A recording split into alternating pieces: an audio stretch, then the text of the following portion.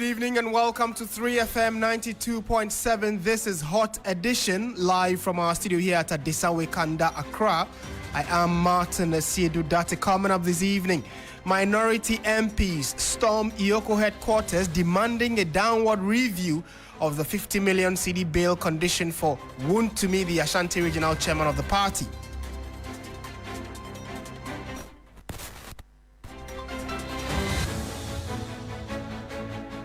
This is most unfortunate. Is this a certain political show of this is most unfortunate? Is this a nation of rules, laws? What is happening here? And I keep saying, President Mahama, what is happening here? President Mahama, what is happening in this country? This is no rule of law.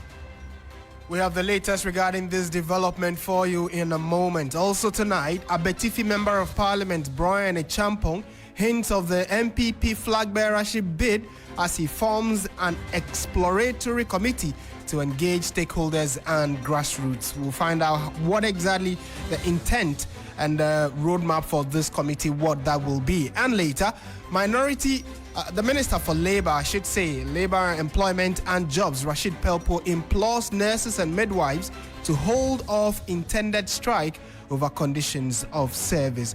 We have details of all these plus business and sports coming up for the next 1 hour and 30 minutes. This is Hot Edition on 3FM.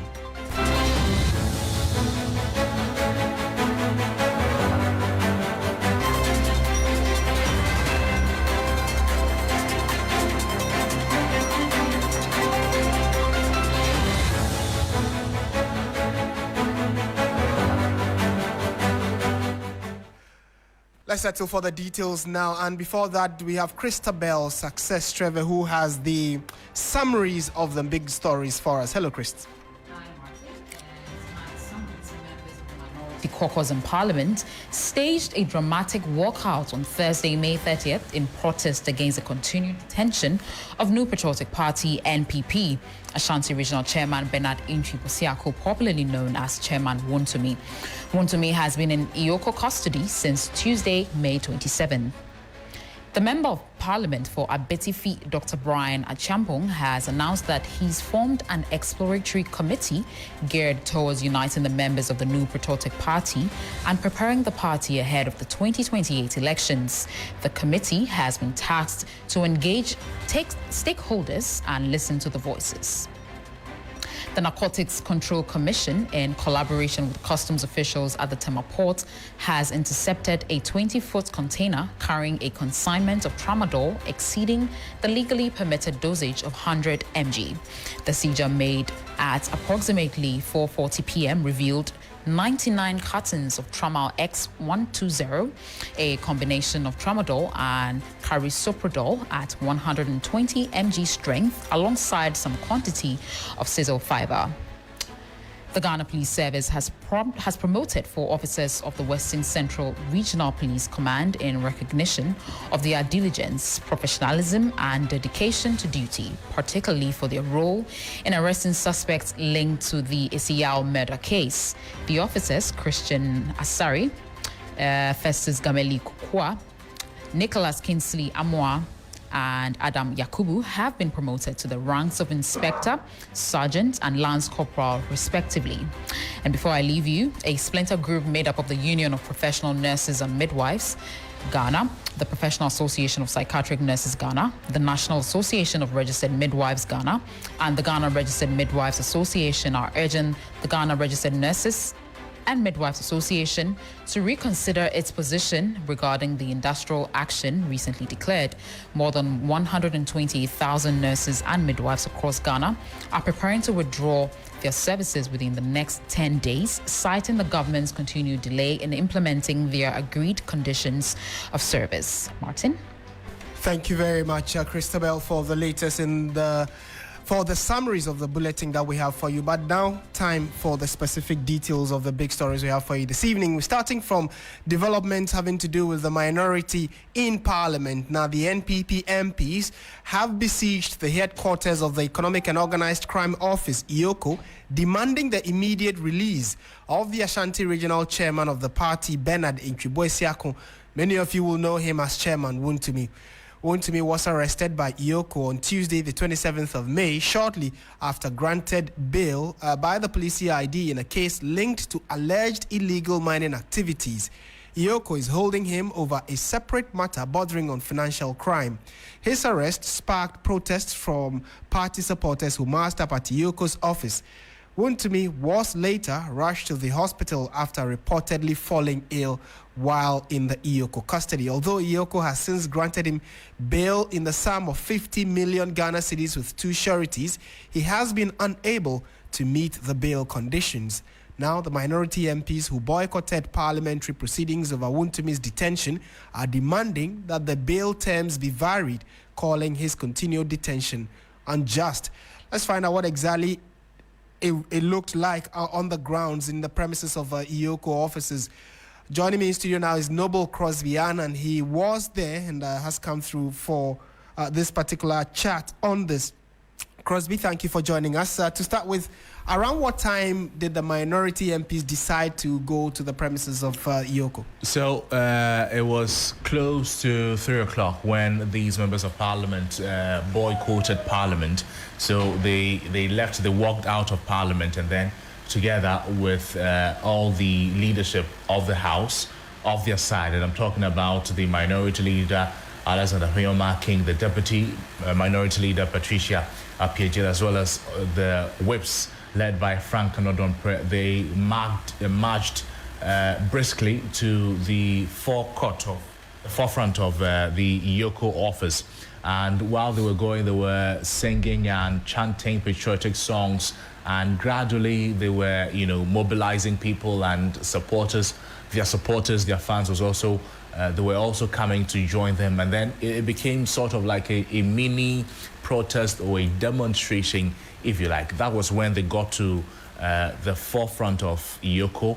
And then after a few interviews with the media, a few concerns raised, the police, of course, they had barricaded the premises of EOCO, the entrance of EOCO, and that was in response to what happened about 2 or 3 days ago when Benedict Chuboisiaku was first brought there. That his supporters and other supporters of the MPP, they, if you like, rushed to the premises of EOCO demanding that he be released. So for the past days, barricades have been at the frontage of EOCO, police vehicles have been there and all of that. So today it was increased, if you like, that these members of parliament got there. After a while, led by Acheampong, he directed that these members of parliament, they take a seat on the floor.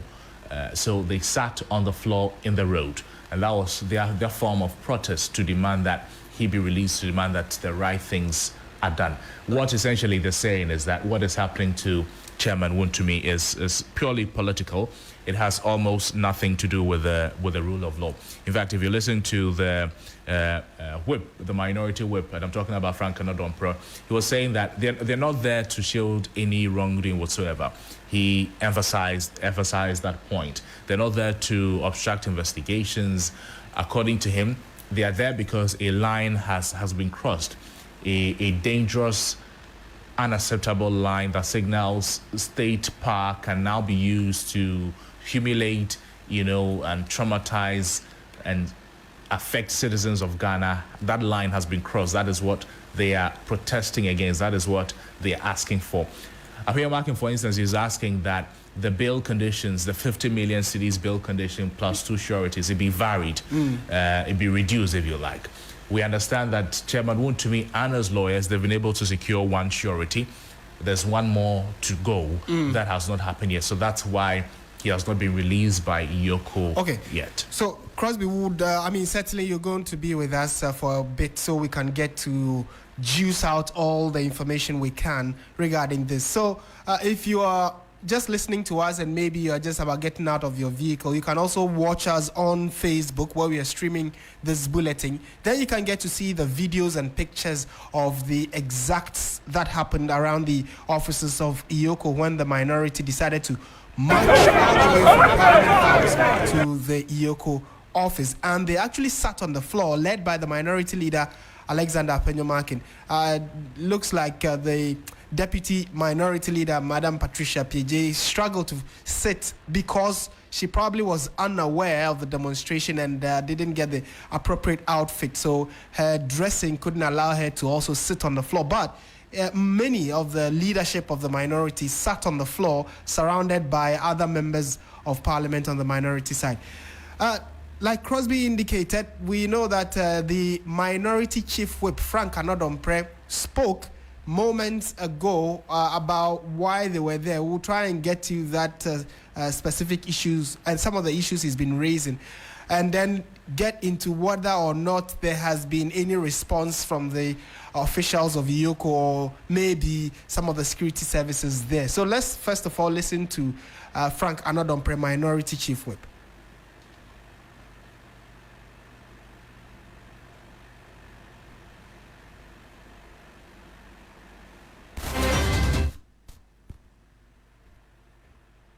All right, so we'll bring you that inset in a moment. Looks like the machines are slowing down on us. But on the back of that, we do know that a few minutes ago, moments before we came into the studio, the minority were still at the EOCO premises and are demanding the reduction or review of the minority, a review of the bail conditions that Wontumi has been slapped with. So let's bring you that inset now. There are several ways of killing a cat. Is that not the case? We are mounting pressure on each and everyone who has decided to blatantly disregard the rule of law, to disregard due process, to ensure that for more than 48 hours, without allowing the person to go through due process. Why would we want to do this? Why is it? But make no mistake, this is not just about him. This is about a dangerous pattern that is emerging under this government.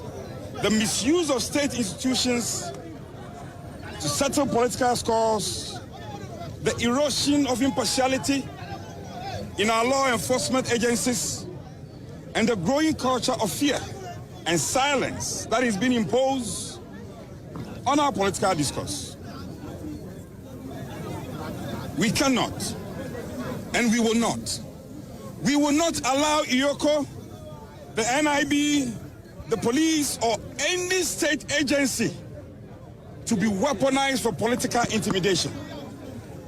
We will not allow our democracy to be defiled by power-drunk actors who believe they are above the law. And we will not allow the Ghanaian people to be deceived into thinking that this is ordinary justice at work.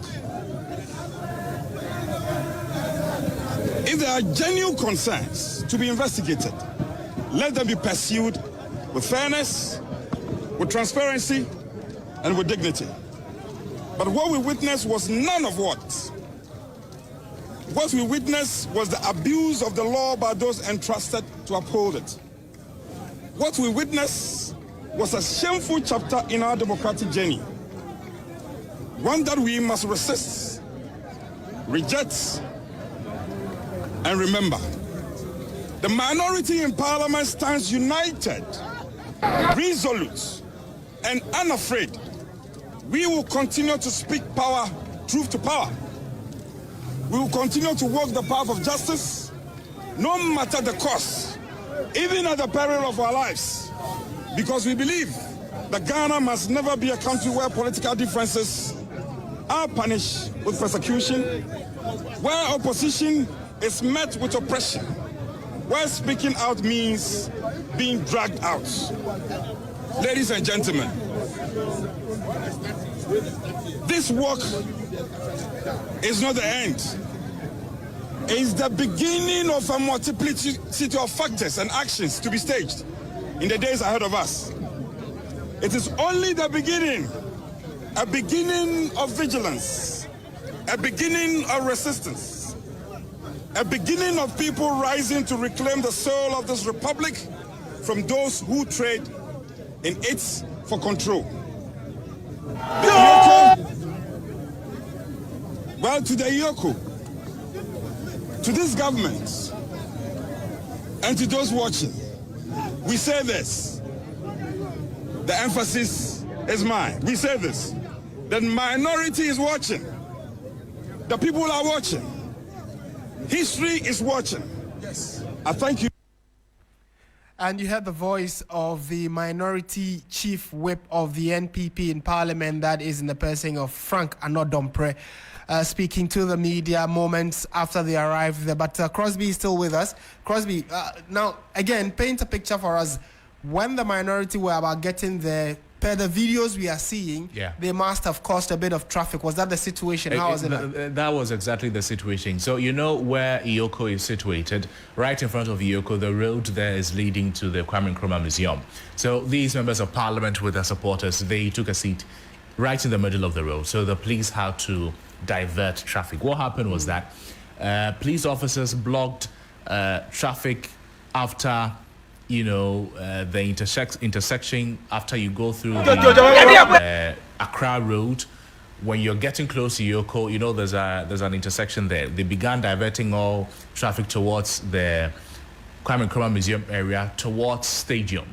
So that was what was happening at the moment, and that was a diversion that happened. However, for vehicles who were approaching from the opposite direction, it was very slow for them as well, because their supporters had gathered and they were in the middle of the road, so drivers would have to slow down than usual so that they don't cause accidents there. So traffic situation was affected, but eventually it was restored after these members of parliament left the place. Okay. Now, do we know the exact demands the minority have? What we are being told is that they are asking for a waiver of the bail conditions, but beyond that, are they asking for anything else?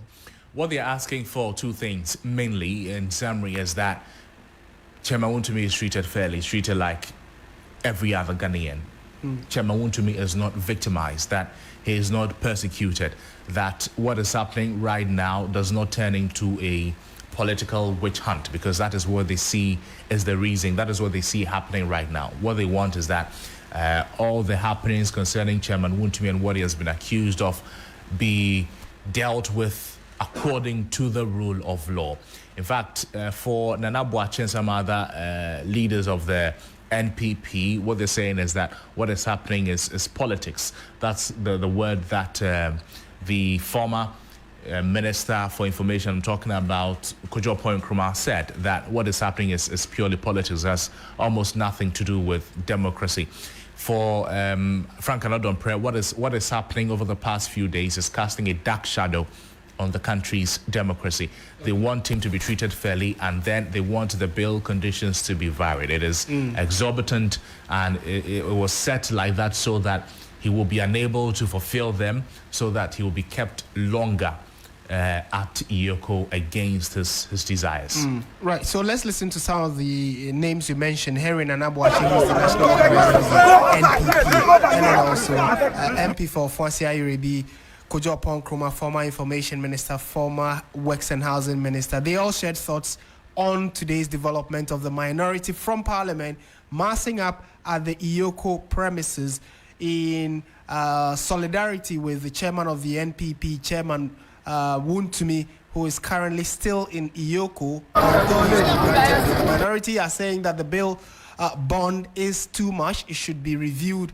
And beyond that, they are saying he has taken ill, and on the back of that should be released.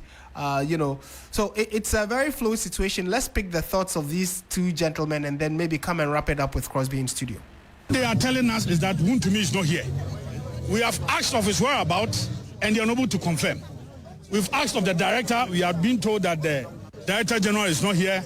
That is Jomondacha. His deputies are not here. Look, we demand that there should be fairness in all of this. Fairness in all of this. You invited Wontumi on Monday. He came to the police CID. After interrogation, he was granted bail. You told him to report the following day.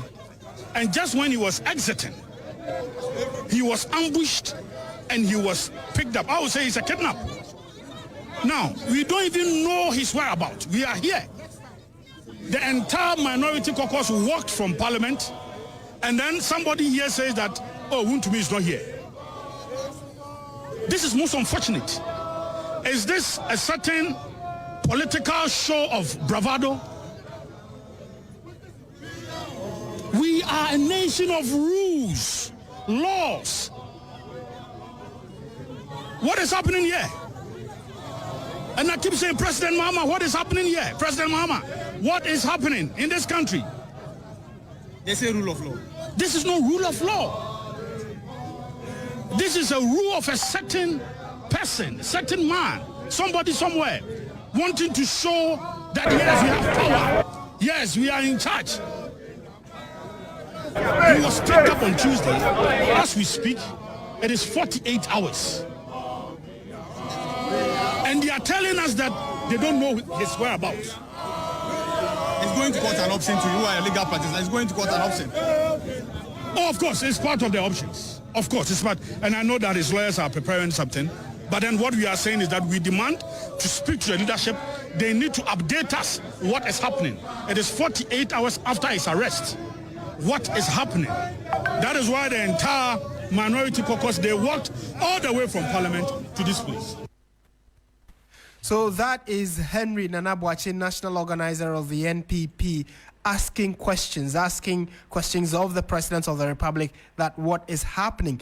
And look, you want to see the videos and pictures, very, very interesting to see. So go to our Facebook page or just share the link, 3FM on Facebook, and you can get to see what exactly happened on the route to the EOCO office. And when they arrived there, how the members of parliament, the honorable members of parliament on the minority side decided to sit on the floor. Apenyo Markin, the leader of the group, taking off his jacket, sitting on the floor, taking off his shoes as well.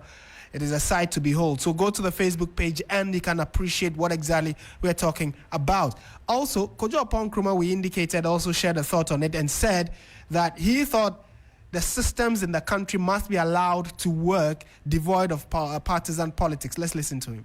That he will struggle to meet it, and then you can keep him behind bars. This is politics. It's not law, it's politics. And that is why we have to draw the attention to it, that this is unacceptable. They are using the coercive power of the state in an attempt to intimidate political opponents. And that is what we need to draw the attention to, the fact that where our democracy is, we don't do that anymore. And that's Kojo Nkrumah there. So if you've been watching, following, listening, let's know what you also think about today's development. And it seems to have dominated the headlines that the minority decide to show solidarity to Chairman Wontumi by boycotting parliamentary proceedings and heading to the EOCO premises. Crosby is still with us. In wrapping up, Crosby, so talk to us. Before you left the premises, did you see or hear from any EOCO official or any security agency there trying to speak to or interact with the minority members? Any EOCO official, Martin, that I did not see. However, police officers who were there were having tete-a-tete with these members of parliament. Some have personal relationships with them already, so maybe they were talking, having general conversations, but proper representative from EOCO was not present. Again, because this was not, if you like, a planned protest where petitions were supposed to be submitted and the expectation was that they would have been received. This was not a protest that had EOCO aware or the police even aware. So EOCO was not there to receive any petition, that is, if there was anything like that. In fact, you heard one of the speakers saying that they're being told that the boss, and I'm talking about Raymond Acha, is not around. He's not in the office. So they could not even meet with him. Neither were they able to engage with any representative of his or the office of the Economic and Organized Crime Office in his stead, Martin. All right, Crosby, Noble Crosby, and thank you for that report. He was at the EOCO office when the minority massed up there and has been updating us on what he saw. And then also you've been hearing some of the voices of the NPs on the minority side regarding the solidarity they are showing to Chairman Wontumi, the Ashanti Regional Chair of the NPP. It is still streaming on Facebook, so do let us know in the comment section what you make of this particular development. This is 3FM 92.7. It is Hot Edition, live from our studio here at Adesanwe Kanda, Accra. Now, we know that the Minority Leader Alexander Acheampong and the First Deputy Speaker of Parliament, Bernard Ahiafo, had a conversation on the floor of Parliament before the minority decided to leave the chamber. We'll try and get to that inset in a jiffy so you can also understand how this all of this started, the genesis of it from Parliament. We'll get to that particular inset where the Minority Leader Acheampong and First Deputy Speaker Bernard Ahiafo, shared thoughts and had agreements and disagreements regarding their decision to boycott proceedings in Parliament today. And later we saw, or you can see on the stream, that the minority have massed up at the EOCO office. We do not know how long they intend to stay there for, but if any other information comes up regarding this, we will update you on it. In the meantime, though, let's try and listen to what exactly the two individuals I indicated have been saying in Parliament. It's now demanding that he should procure property worth 50 million as justification. Mr. Speaker, as we speak, Chairman Wontumi is still in the custody of NIB, EOCO, but has been sent to the NIB clinic. Mr. Speaker, EOCO, I must emphasize, because this is a house of record, he is unwell now, and it's been 48 hours. But Mr. Speaker, is that clinic able to give him the treatment he needs? EOCO cannot arrogate the power of demanding justification at the inquiry level. You are doing investigation. The matter is not before a court for trial. And then you make the bail conditions so onerous. It is clear that this is being used to punish him. The rule of law must be followed. Due process must be followed. Mr. Speaker, it is clear from what is happening that EOCO is being capricious, that EOCO is being biased, and, Mr. Speaker, we must not entertain it. Whilst he has his right to pursue the matter in another forum, I believe that for the good of democracy, EOCO, without delay, must revoke and vary that onerous bail condition. The man is still in the hospital. You are demanding 50 million worth of property. And Mr. Speaker, the sad part of it is that if the individuals go there, they bail, Mr. Speaker, the sureties. Colleagues, pay attention to this. Maybe today it is an MPP member. Please, when the person gets there, the surety, yesterday when one surety got there, they now said that the person to go and do inspection has closed. It's not available. You go there at 10 o'clock, they say it's not available. Mr. Speaker, we should not do this to ourselves. That until EOCO is able to do the right thing, we, the MPP side, however our numbers, will protest by absenting ourselves from proceedings of this house and join him.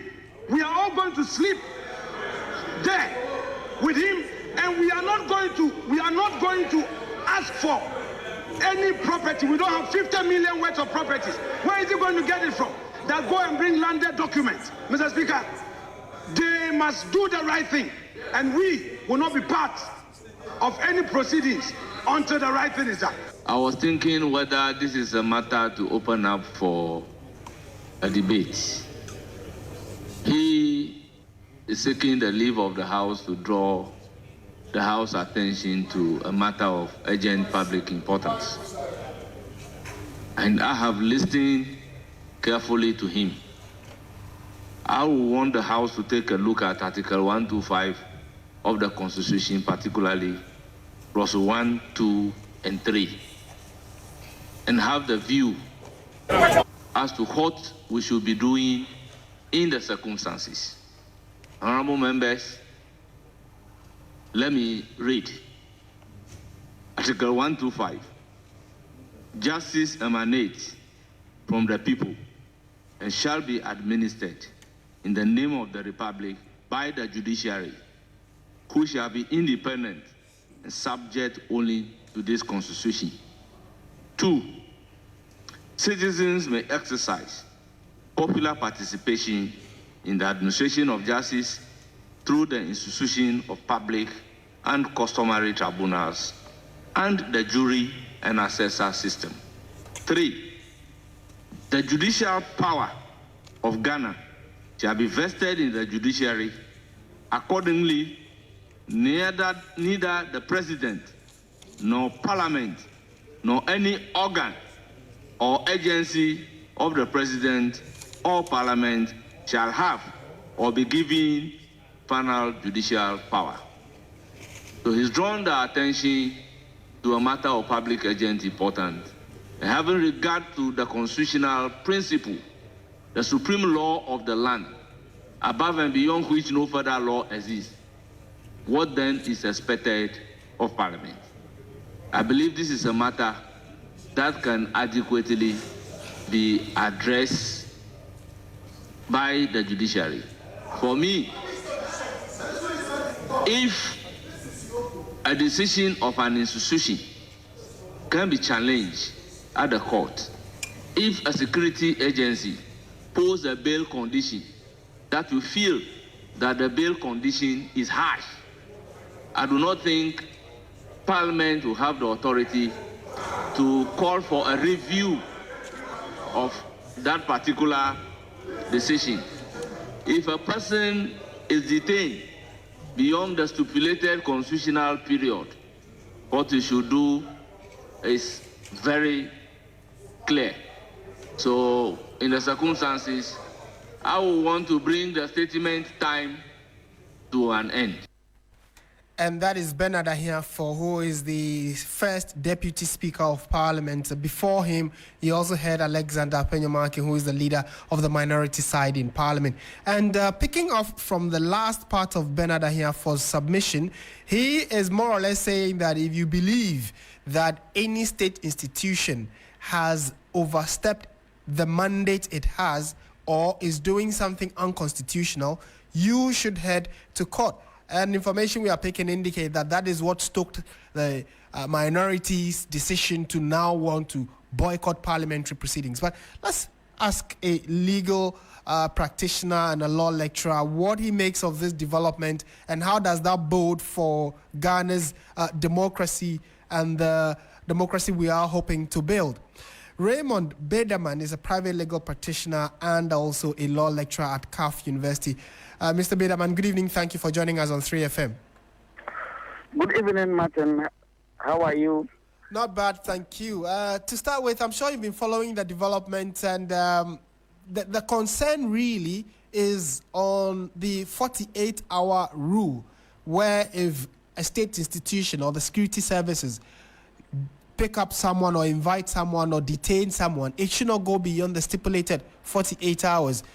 From the time this whole Wontumi issue started, do you think that is been kept beyond the 48-hour period? Okay, thank you, Martin, and a very good evening to your cherished listeners.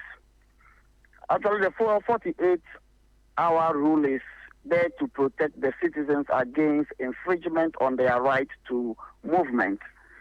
In that, if a person is accused of something, and for that matter, he has been arrested by police or any security agency, then between the time they arrest the person to 48 hours, the person must be arraigned before court.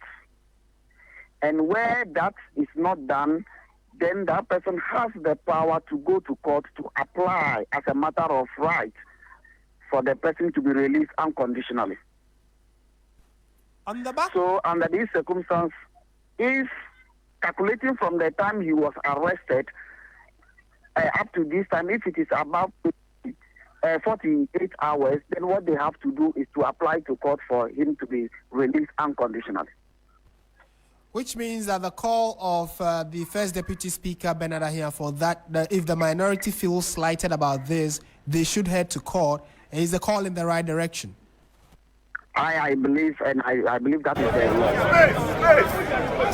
But how do you calculate this 48 hours? So, for instance, where on the night that Chairman Wontumi was picked up, it was later. So let's say it was around 4 to 5 p.m. that he was picked up. Around 11, getting to midnight, he left the EOCO premises, although he was still in custody. He left EOCO premises to a hospital where we are told he still is at. And later, even his lawyer said that they couldn't get a police officer to escort him back to EOCO premises, etc. When you leave a place where you are supposed to be at for investigation, does that still calculate as part of the 48 hours? If he was still under the control of the officials of EOCO, then he was still under custody. But where he has been released and asked him to go for the medical attention and come back, then we cannot say that he was in custody, because he was released to go. And after he has sought his medical attention, he will come back. So under that circumstance, then we will say that he has been released. So for instance, if you could recall, he went the first day to the police station and he was released to go and come the following day. We cannot start calculating the 48 hours from the day he was asked to go and come back. Right. Okay. I get the point.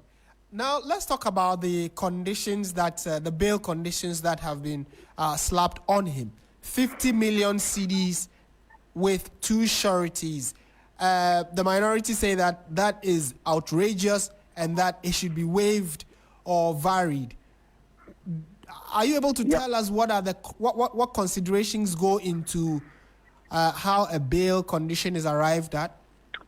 Several considerations are taken into by I must mention that it is a discretionary, and so the judge must take into consideration the gravity of the matter in asking for the sureties. However, if the sureties that have been given, if the bail condition that has been given to a party is such that it is hard, you also have, as an accused person, you have the power to go back to ask the court to vary, because the bail condition is not supposed to be used to punish a party who is before the court. It is only to guarantee that person's ability to appear before the court for trial. And if it is pending investigation, it is just for a security to allow that person to come back at any time that is required for investigations to be completed. Right. I get the point. So, and again, like you say, it's left to the discretion of the authorities or the arresting authority. But following the conversation of the assumed charges being leveled against Chairman Wontumi, one being the fact that he mined without legal authority, entered a forest reserve without authority, and polluting of water bodies. Would you say these are grievous enough for a 50 million cedi bail, or you are unable to speak to this particular one?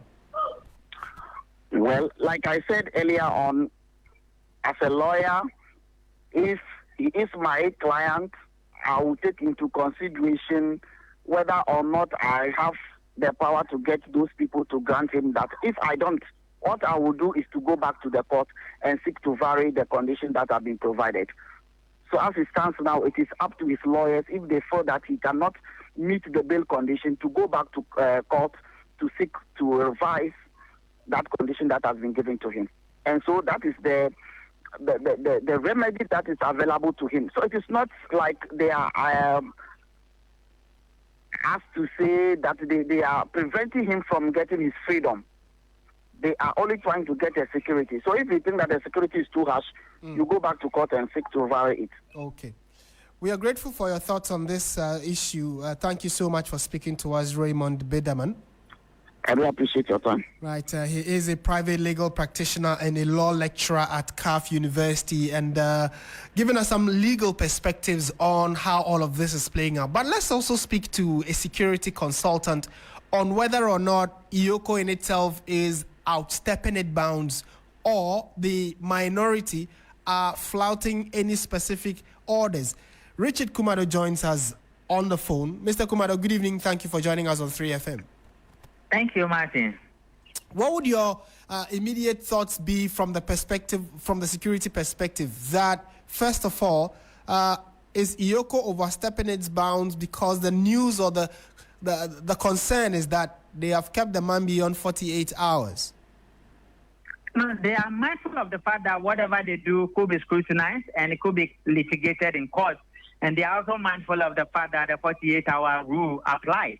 And if they want to keep him beyond that, then they will go to court and make the necessary arrangements. But you remember that he has been charged officially, and there's a bill amount on his head. It's not the duty of security agencies or investigators to determine who stands for him as surety.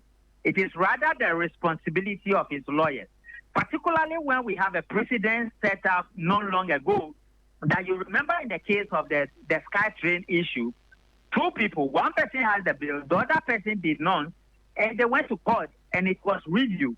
So that thing that they should make good use of their lawyers, go to court, speak to the Attorney General, and let the amount there be reviewed. And Martin, there are reasons why law enforcement agencies or investigators place an amount as a bail term for somebody who has come under crime notice. It's not, they don't just do it because they want to do it.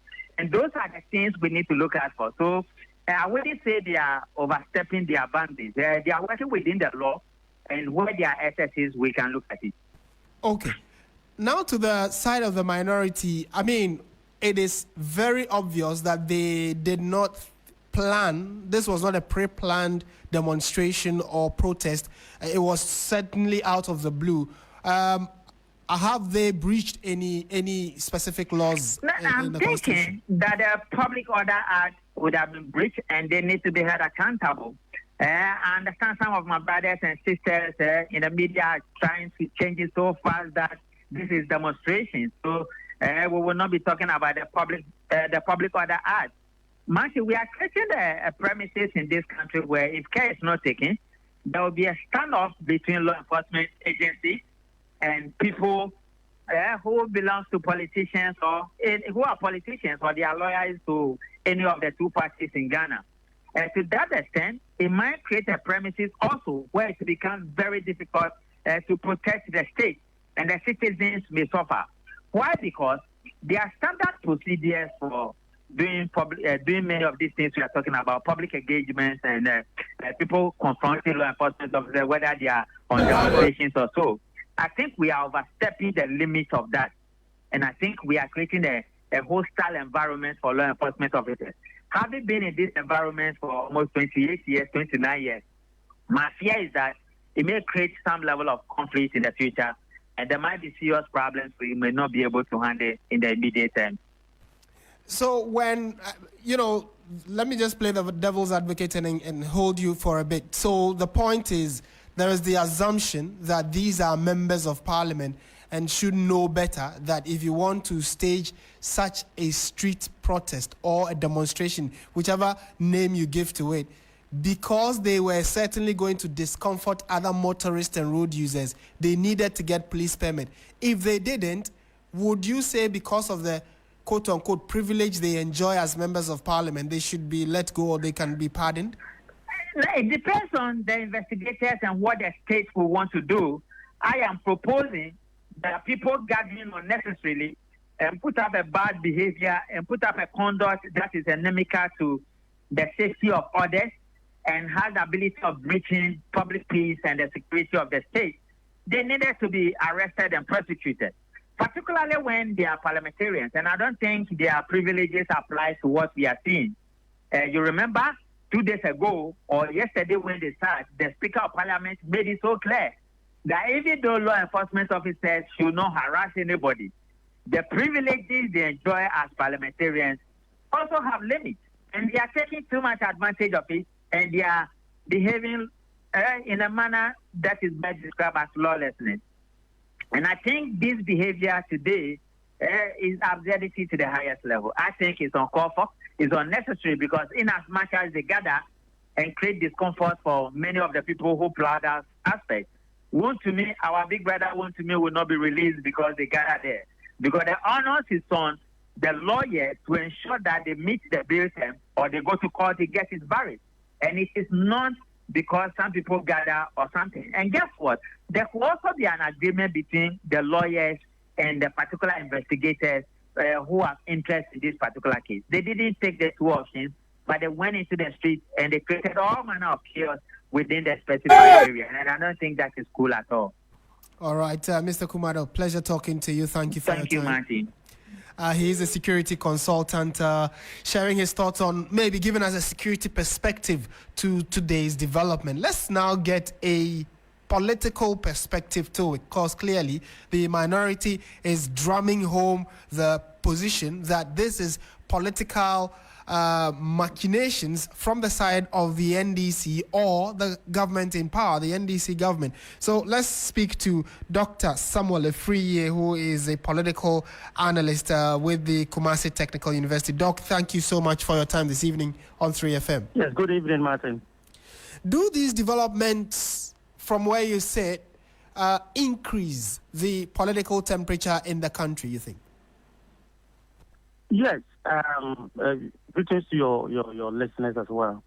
You know, I think I was saying this this morning at your station, that your sister station at TV3, and I was saying that if the security agencies or the other agencies are not careful, the MPP will take an advantage of it to create, should I use the word, unnecessary tension. And that is what needs to be avoided. They may not have or might not have committed any kind of infringement on the laws, but at the end of the day, the procedure or the process or how they will manage some of these things is what matters. And that is what I was urging the other agencies or investigative bodies to be mindful of that. If not, because the MPP has nothing to lose at the end of the day, and you are in to govern.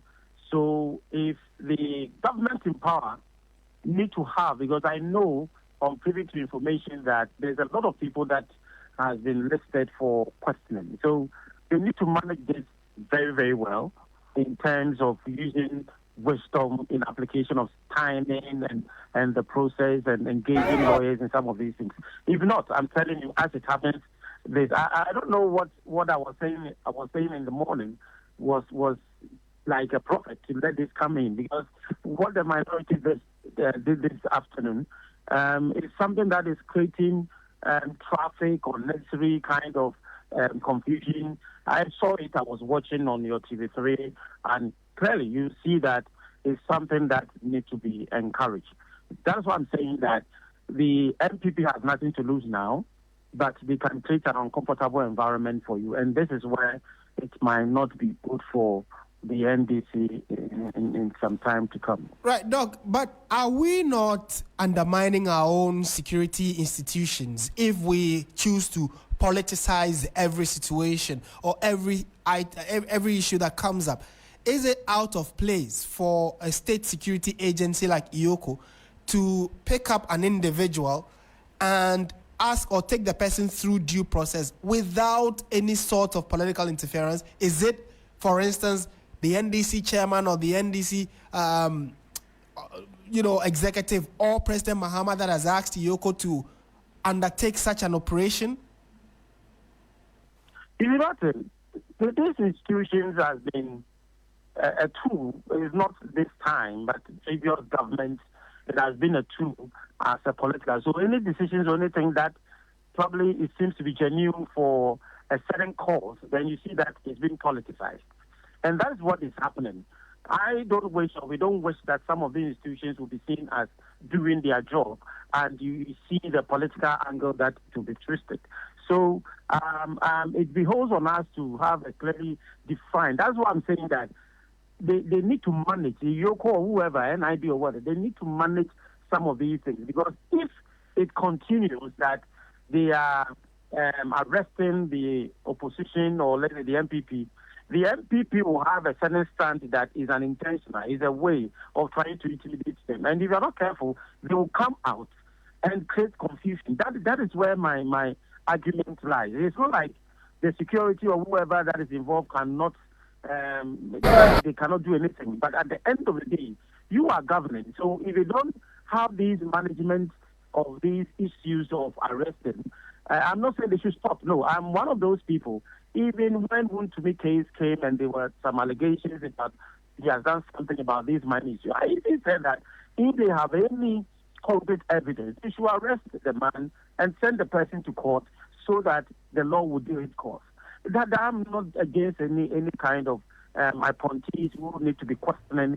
But the issue now is there's a lot of people that need to be engaged in this kind of investigation. So we need to know that these processes is clearly defined so that we don't have these protesters massing up, party supporters massing up. It has been already there. It has been there. And this is how we are painting our institutions into some of these political perspectives. And it's quite unfortunate, and I think that we need to look at it very well so that we don't let some parties or people or individuals taking advantage of these purposeful kind of investigative for the country. And that is my argument, and I wish that we look at it very well. Right. And maybe finally, before you take leave of us, would you say some of these developments actually help build our democracy, where varied opinions are considered, people who feel aggrieved are allowed to demonstrate and go about how they are expressing themselves, vis-a-vis the fact that at least we are a young democracy, and the more you allow people to use legal means to express themselves, the better for our democracy? Or some of these things are rather hurting and taking us back in the democratic processes that we are trying to build? I like the word that you use. It is legal, you know. When you follow the right procedure to engage in protest, there's nothing wrong with that.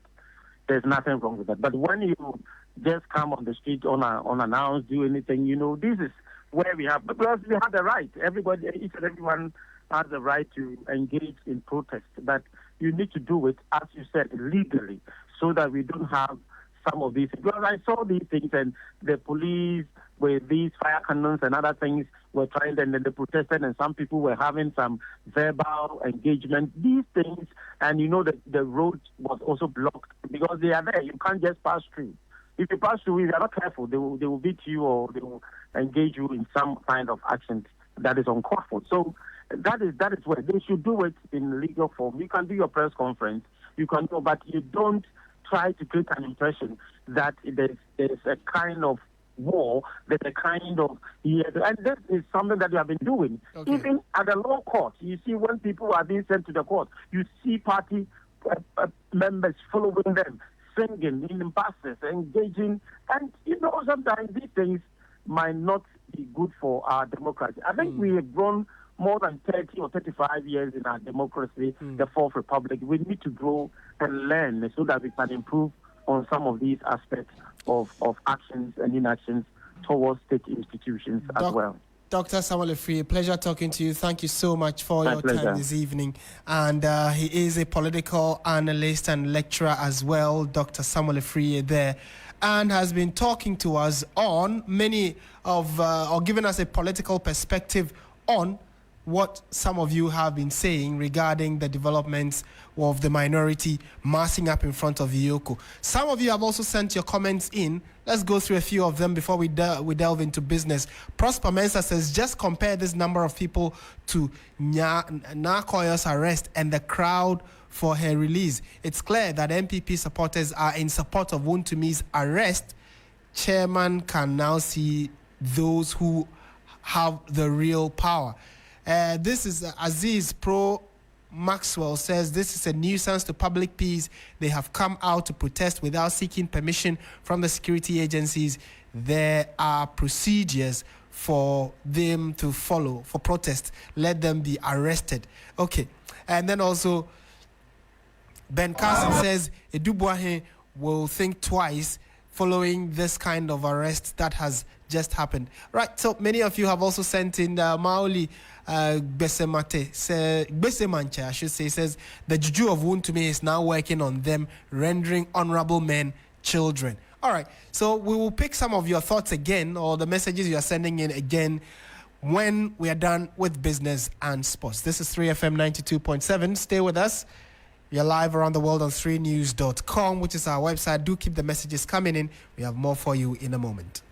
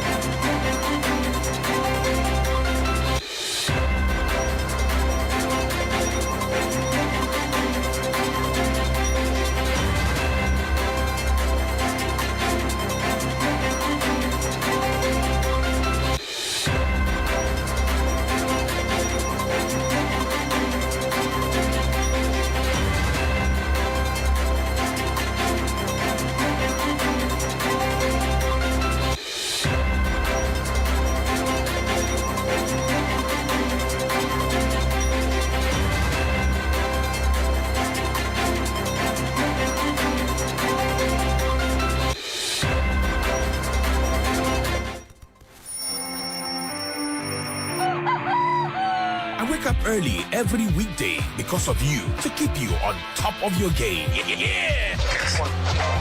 You are at the center of our universe. That's why we make it a duty to serve you only the freshest, hottest news and entertainment. When you want it, where you want it. Good morning, Ghana, Africa, and the rest of the wonderful world. Welcome to Sunrise on 3FM 92.7. Start your day well informed. Start with us on Sunrise on 3FM 92.7. Catch the all-new Sunrise Morning Show on 3FM 92.7 with me, Johnny Hughes, Helen Acheampong. Weekdays from 5:55 a.m. to 10 a.m. only on 3FM 92.7. 3FM, your urban lifestyle radio. Hello there, good evening and welcome to the business segment here on Hot Edition with me, Michael Obudu.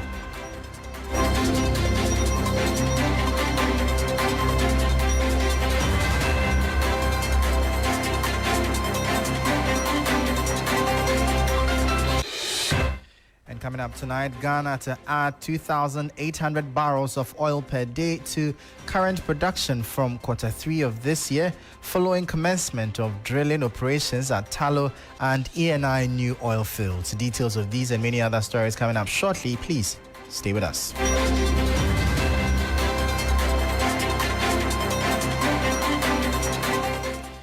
Thank you so much for your time. Now straight into our top story, and the Ministry of Energy and Green Transition has announced that Tallow Ghana Limited and its Jubilee partners are restarting drilling operations in the Jubilee fields, and as well as the ENI Ghana and its offshore Cape 3 Point partners in the OCTP fields. This follows approval of the two drilling programs by the Ministry and the Petroleum Commission, signaling renewed investor confidence in Ghana's upstream petroleum sector. This report has more. New campaign by Eni, together with a recently commenced drilling activity by Jubilee partners, will sustain oil production and enhance operational efficiencies in the two fields. Tallow contracted Noble Venture drill ship, which is currently in Ghana's waters, will undertake drilling of the well JBEP as a Jubilee full field development oil producer well in the Jubilee southeast area of Jubilee field. Drilling and completion of the well is expected to span 60 days, with initial production averaging 2,800 barrels of oil per day in Q3 2025 and ramping up to 4,500 barrels of oil per day in 2026. The new drilling programs built on the achievements of the previous campaigns by Tallow, which saw the drilling of 50 wells and 21 wells by Eni, delivered ahead of schedule and generally on budget, and would potentially unlock further value and increase the cumulative recovery of oil by up to 7.9 million stock tank barrels by Tullow and 6.2 million stock tank barrels by Eni at the end of license period of the two fields. The ministry, in a letter signed by spokesperson and head of communications Richmond Roxon, said it will collaborate with the Petroleum Commission to ensure the wells are delivered at excellent environmental and safety records, cost discipline and operational excellence. That was a 3 Business News Desk report. Meanwhile, Presidential Advisor on the Economy, Seth Tekpe, has said that Ghana is likely to move to an upper middle-income country from the current middle-income status, which will enable government to access funds from the capital market.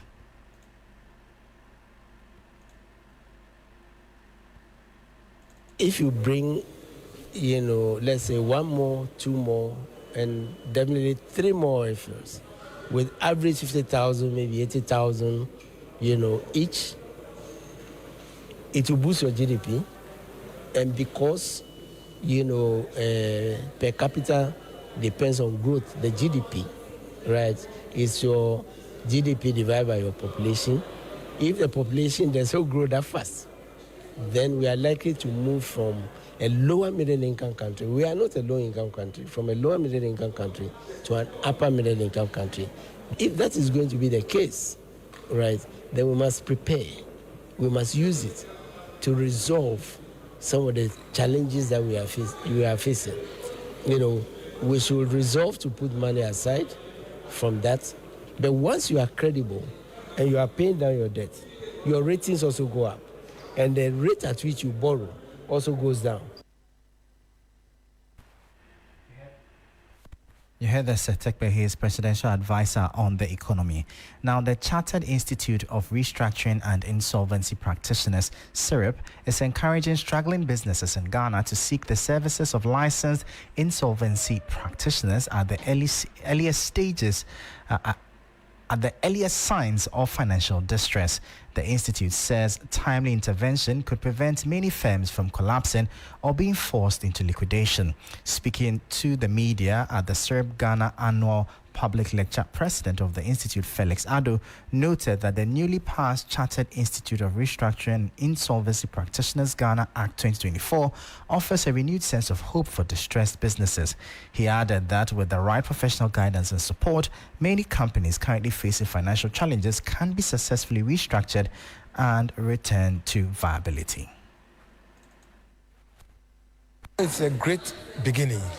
Remember before last year, before 2020, we didn't have a law which allowed companies to turn around when they are distressed. Okay, that's at 1015. We didn't have that law. The law we had was the bodies corporate at 180.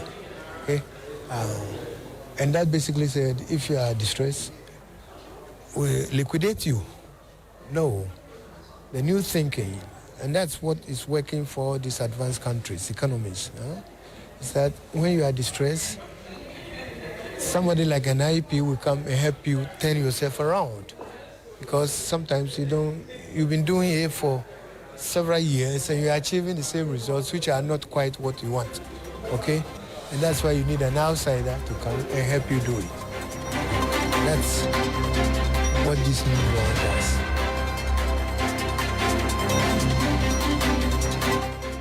So here the President of the Chartered Institute of Restructuring and Insolvency Practitioners, CIRIP, Felix Ado. They're bringing an end to Business Daily here on 3FM 92.7. For more business stories, please visit our website. It's 3news.com/business.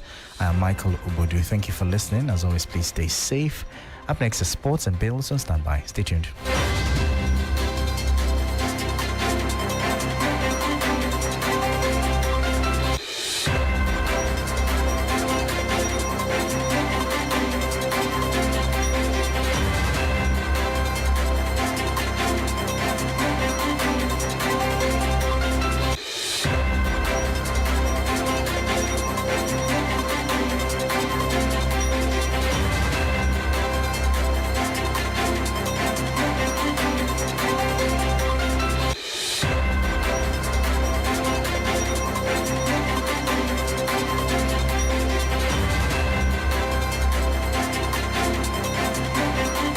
Hello, good evening, and welcome to the sports segment here on the 3FM Hot Edition. My name is Bill Ishen. Now, the Jollof Derby lived up to its billing as Nigeria's Super Eagles edged Ghana's Black Stars by 2-1 in a dramatic Unity Cup semi-final at the G-Tech Stadium in London. Now, let's hear from General Manager for Sports and Media General Michael Otieje, who gave a wrap of the performance of the Black Stars. It's fair to say that this was a pretty difficult game for Ghana. It's one of those games that you can classically convert into a game of two halves. Essentially, in the first half, the Black Stars were all over the place, conceded two terribly bad goals that allowed Nigeria to go 2-1 up inside the first 20 minutes. Then the team settled with some really good quality football for the likes of Christopher Ushuban, the Belgium-based player. Later in the second half, Caleb Yunchi from Norgeland, another right-to-dream product, was utterly, absolutely brilliant throughout the period. There were good shifts by Salis Ahmed after he recovered from the initial inertia in the first half. And then later when the goal scorer for Ghana, Thomas Brandon Asante, came on, he showed quite a lot of energy. That was Michael Otieje giving us what he saw from that match between Ghana and Nigeria at the Unity Cup. Now, what the encounter, however, will be remembered for is the birth of a star, that is Caleb Irenchi. Now, he slotted in as a makeshift right back and put up a very great performance, especially in the second half for Ghana. But let's hear from the 19-year-old who spoke to 3 Sports after his debut. I think it was a good opportunity for me to help and then do my best and give my best to the team. That was basically the main goal. Yeah, I think it was fine. I had a lot of praise. I think it's just we keep going, and then it's not something I really think about. I always take it step by step and then do my best in trainings, in games, and then also off the field. Yeah, do my best and then. Now, Caleb Irenchi also opened up on his relationship with Ghanaian midfield great Michael Essien, describing him as a good coach who has what it takes to impact anyone. I think he's very grateful to have such a guy. Yeah, he's very good to everyone. Then the way he carries himself, I think is very nice. And then we learn a lot from him. Yeah, and not only me, he can coach in everyone, anyone talk to. So I think he's all around. Yeah, he helps each and every one of us. Now, that was Caleb Irenchi, who made his debut for the Black Stars in that defeat against Nigeria. Now, the goal scorer for the Black Stars, Brandon Thomas Asante, expressed his disappointment after that defeat. Of course, it was on the whole, it was a bit frustrating. You know how this is the biggest game for us. You know, we always we know we can win against this team. So frustrated on that note, but I'm also happy to make my start in scoring goals for Ghana, which I intend to do for a long time. Oh, it's amazing! It just shows what football's about, what the coach is about, and even though half of the fans are for you, half are against you, the whole atmosphere is amazing, and we want to see more days like this. Hopefully, everyone's safe, everyone's happy. And we enjoyed it. That was Brandon Thomas Asante, the goal scorer for the Black Stars in that defeat against Nigeria. Now, from the men's national team, let's move on to the camp of the senior women's team, the Black Queens, who are currently in Ivory Coast preparing for their friendly games against Ivory Coast. Of course, they'll be playing the Ivory Coast national team on May 30 and also on June 3rd. Now, these matches fall within FIFA's international window. And here is Coach Kimleas Brokigren speaking ahead of these two friendlies. I think it's as a new coach is always about to learn the people that is around you, learn the players, get to know the players, the quality, or the maybe what they miss as well. So of course you always want to win every single game, and of course you want to score a lot of goals, create many chances. But so I was a little bit disappointed, of course, especially in the second game in Senegal. But sometimes good and bad goes a little bit hand in hand. That was the coach of the Black Queens, Kim Las-Biokegre. Now, before we do go, let's do some tennis where the top seed Yannick Sinner eased past French veteran Richard Gasquet in straight sets on Thursday to move into the third round of the French Open and send his opponent into retirement. Now, Sinner won 6-3, 6-0, 6-4 in 91 minutes to set up a meeting with Jiri Leheka. Now, before the match, Gasquet admitted that playing the world number one on center court in his 22nd French Open at the Roland Garros Stadium will be a fitting way to end his career. Bringing an end to sports here on the 3FM Hot Edition. My name is Bill Ishen, and of course we have Martin and the rest of the team with a lot more, so do stay tuned. Greetings in the name of the Majesty Emperor Rastafari.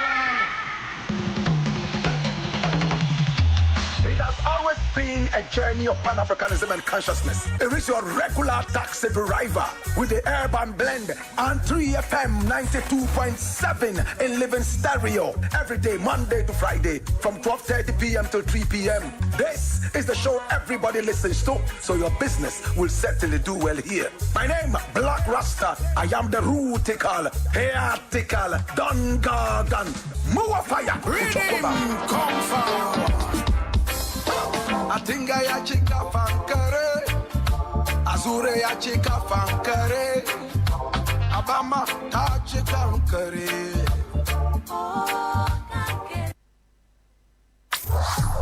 Your finest tunes in sync with a soothing voice. 3 Lounge with AJ. Are you tired of the same old routine? Need a break from the stress and chaos of everyday life? Well, step into the 3 Lounge, your world of absolute relaxation and great music with yours truly, AJ Acheampong Sapon. Welcome to the best mid-morning show in the capital and beyond. This is 3 Lounge, yours truly, your radio princess, AJ Acheampong Sapon. Love it. I love it. It's great. Kickstart your week with Monday motivation, shake off the Tuesday blues, and get ready for midweek mania. Take a trip down memory lane on Throwback Thursday and wrap up the week with Funky Friday with myself and Helen acheampong.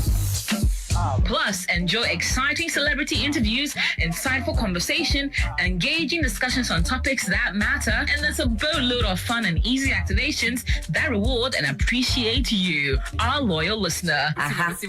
If you are listening, we're manifesting money into your pocket this morning. Don't miss out on the excitement. Tune in to 3 Lounge every weekday morning from 10 a.m. to 12 p.m. with AJ Acheampong Sapon, only on 3FM 92.7. It's my number one. 92.7 3FM, your urban lifestyle radio.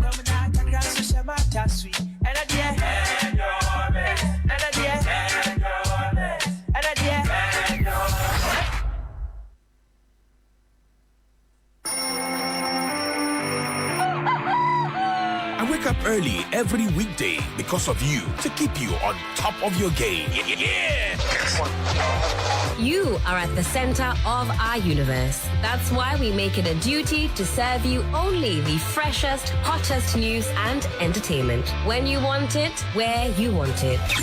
Good morning, Ghana, Africa, and the rest of the wonderful world. Welcome to Sunrise on 3FM 92.7. Start your day well informed. Start with us on Sunrise on 3FM 92.7. Catch the all-new Sunrise Morning Show on 3FM 92.7 with me, Johnny Hughes, Helen acheampong, weekdays from 5:55 a.m. to 10 a.m. only on 3FM 92.7. 3FM, your urban lifestyle radio.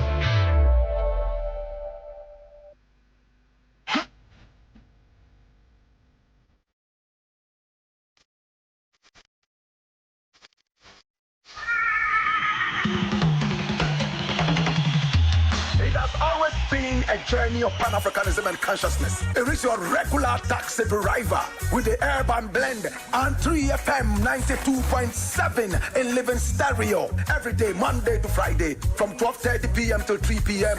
This is the show everybody listens to, so your business will certainly do well here. My name, Black Rasta. I am the rootical, heatical, Don Gargan, Mua Fire. Come forward. I think I achika fankare, Azure achika fankare, Abama achika fankare. Accra, Ghana, Africa, and worldwide. Join us on Inspirational Gospel Mix this and every Sunday, 8 p.m. to 10 p.m. Get ready for the revolution. What you say now?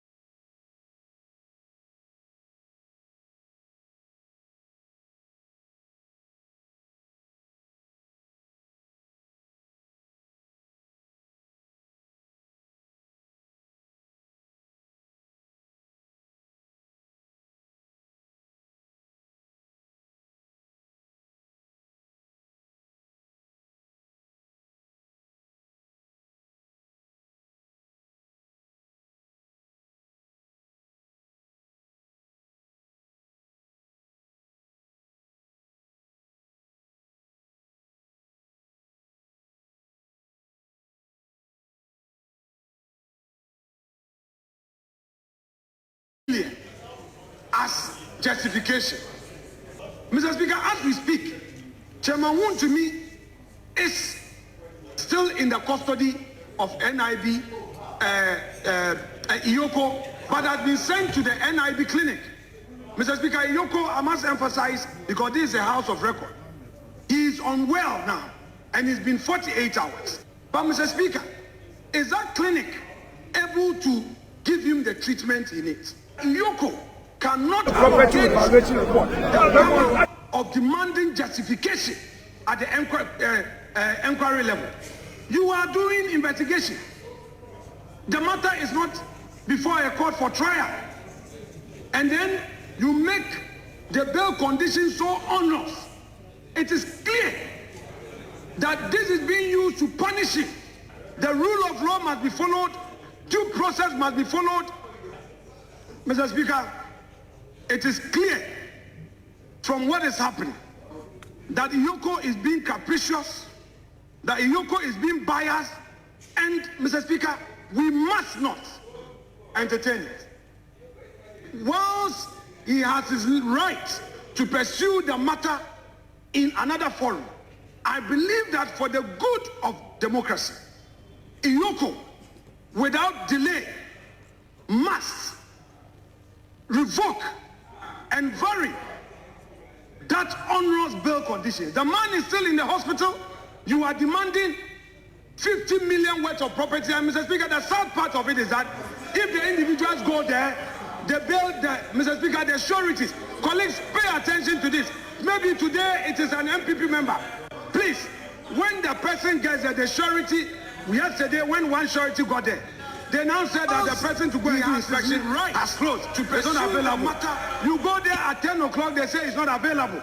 Mr. Speaker, we should not do this to ourselves. That until EOCO is able to do the right thing, we, the MPP side, however our numbers, will protest by absenting ourselves from proceedings of this house and join him.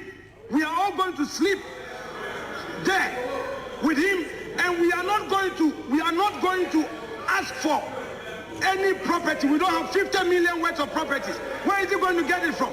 That go and bring landed documents. Mr. Speaker, they must do the right thing, and we will not be part of any proceedings until the right thing is done. I was thinking whether this is a matter to open up for a debate. He is seeking the leave of the House to draw the House attention to a matter of urgent public importance. And I have listened carefully to him. I will want the House to take a look at Article 125 of the Constitution, particularly clause 1, 2, and 3, and have the view as to what we should be doing in the circumstances. Honorable members, let me read Article 125. Justice emanates from the people and shall be administered in the name of the Republic by the judiciary, who shall be independent and subject only to this Constitution. 2. So that's the voice of Richard Acheampong. You're welcome back to 3FM 92.7. This is Hot Edition. And Richard Acheampong is the first Deputy Speaker of Parliament. He was presiding today in Parliament. And before he spoke, you also heard the voice of Alexander Penyumarking, who is the minority leader. Now, he led the protest or the march by the minority side in Parliament to EOCO premises. And clearly, their message is simple, that they want the Ashanti Regional Chairman of the New Patriotic Party in the person of Bernard Ntwibwe, popularly known as Chairman Wontumi, to be released or the bail conditions waived, reconsidered, so that he can also be set free, or they will stay there or stay at the premises of EOCO until this demand is met. Well, news we have just got a few minutes ago before coming back in studio is that the minority MPs in Parliament that went to the EOCO office have all dispersed. They have left. So it looks as though Chairman Wontumi would have to deal with his own fate today. What we are also picking up is that they are likely to return to the premises hopefully tomorrow to continue with their protest. And like you heard Penyumarking say, they are going to boycott parliamentary proceedings until something concrete is done or heard from the EOCO officials. Otherwise, they will ensure that they frustrate parliamentary business. But can they do? Looking at the numbers that they have in Parliament, can their absence actually even affect proceedings in the House? Well, that's a question that we would have to leave to you and see what the next few days have for us. But as it stands, they have left the premises of EOCO. The police service, we are told, is taking over the area following the traffic congestion that arose as a result of the presence of the minority and the numbers that massed up there. So now that they have left, the leadership have left, the MPs have left, so the other party supporters who gathered there are also leaving the place, and the police is ensuring that free flow of traffic returns, and then people can go about their regular business. So let's bring you some of the messages many of you have been sending in. So Aziz Pro Maxwell says they can do their worst. They never knew that a day like this could come when they were being arrogant to citizens of Ghana. They loot the ordinary to enrich themselves, and now what? They must pay all that is due the state. Wontumi was one of the arrogant political talkers. This is just the beginning. Levi Nikoi says, make them sleep floor safe. We know they care. Right. And then when you go further down, Mohammed Abbas Haruna says they speak arrogantly and later go home to spend the night with their family, leaving Wontumi alone with the mosquitoes. Okay, that's a message just coming in. Another one here says, today, all those who are sitting down there don't know how they abused their power that led to their opposition. Hypocrisy, you say. Bilal Seku says, see who's talking about abuse of the law. Mohamed Abbas Haruna again comes incoherent speech by an irresponsible MP. Thomas Asako also sends a message and says those guys carrying the car tires, do they know what is happening? Right, so you saw in the videos that we played that some persons were blocking one of the roads with some car tires. So that's the question you are raising, whether they know that what they are doing was illegal. Kofi Tano says they should go to court.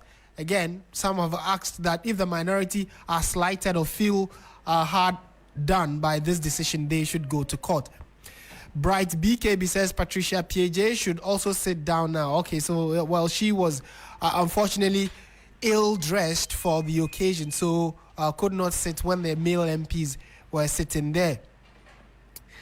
Mohamed Abbas Haruna again comes and says, I can count less than 30 NPP MPs. This tells us that not all the NPP MPs support this action. And you use a word that I cannot read on radio. So, Alhaj Baba Umar, the micro-minority can stay there for the next 4 years.